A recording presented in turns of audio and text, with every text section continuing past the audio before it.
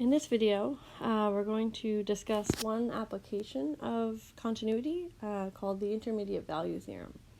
So I'm going to tell you what the theorem is, try to describe it to you using a picture, and then do an example. So the intermediate value theorem we often call the IVT because we're lazy.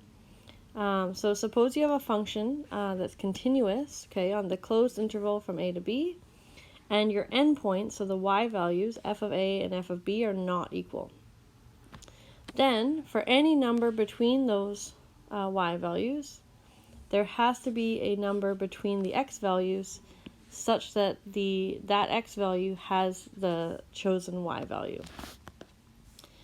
Okay, so to think of this with a picture, so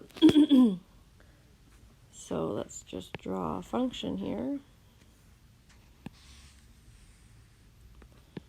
Okay, so here's my x and my y. Okay, maybe I'll do my function in blue.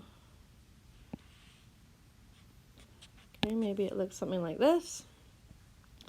This is continuous everywhere. Okay, maybe A is here, and maybe B is over here.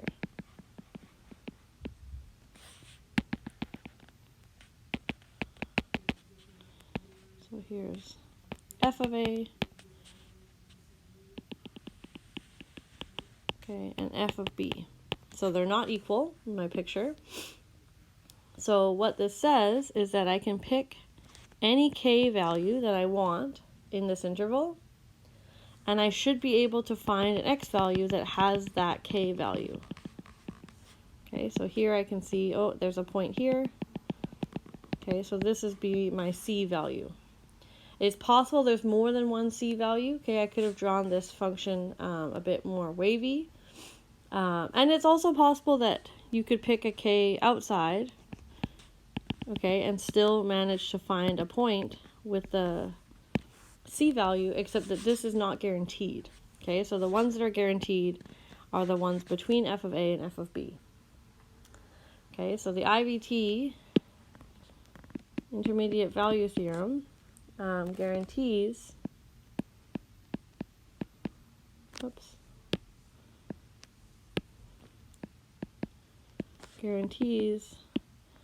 there is at least one c in the interval, so between a and b,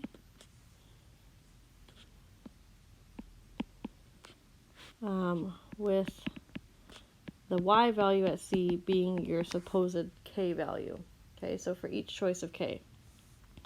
Now, continuity is very important here.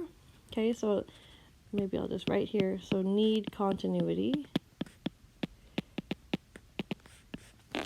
So if I draw you a picture of one that's not continuous,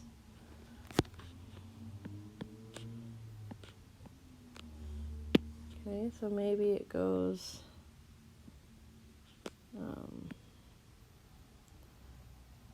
like this, and then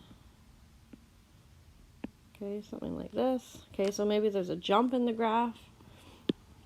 Okay, now it doesn't even have to be a jump, it could just be a hole. Okay, but here,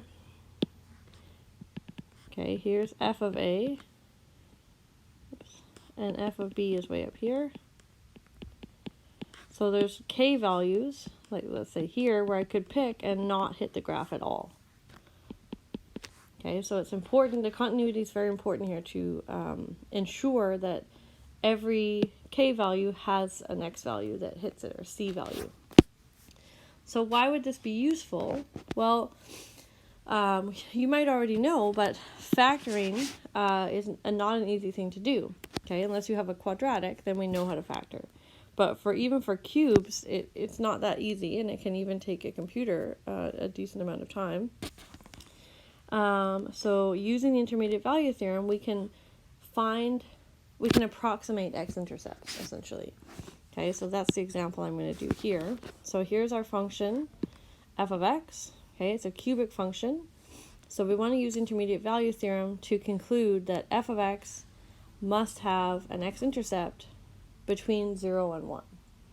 Okay, so I've sort of given you a lot here to work with. So first of all, we want to note that f of x is a polynomial,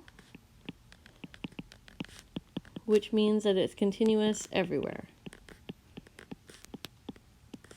Okay, so we definitely have the continuity aspect.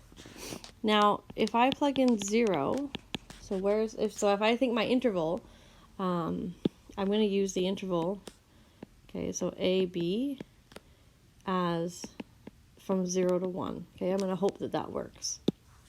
So if I plug in 0, I get 3 times 0 cubed, not squared, minus 4 times 0 squared, minus 5 times 0 plus 2. Okay, so I get positive 2. If I plug in f of 1,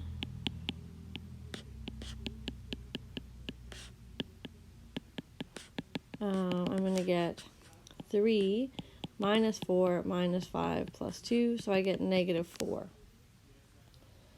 Okay, so to think about this in a picture,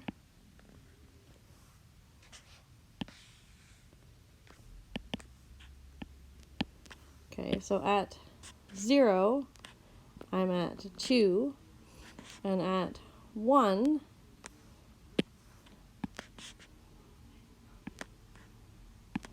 okay, I'm at negative 4. 1, 2, 4. Okay, so the idea here is how do I get from this point to this point without crossing the x-axis? Okay, and if I'm continuous, I can't. I have to go through the x-axis. So what we're going to do is we select k equal to 0. Okay, so this is between f of a, which is 2, which is the bigger one, okay, the 0, and then f of b, which is the 1, f of 1.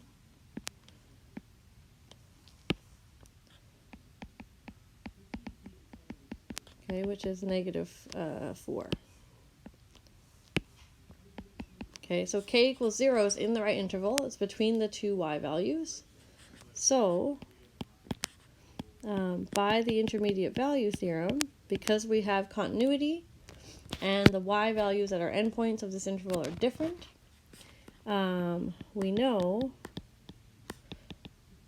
there is at least one c with c between 0 and 1 and f of c equal to 0. Okay, so this means that c is an x-intercept.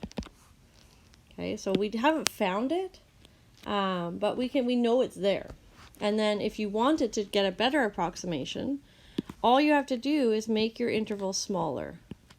Okay, so pick a closer interval where one of your y values is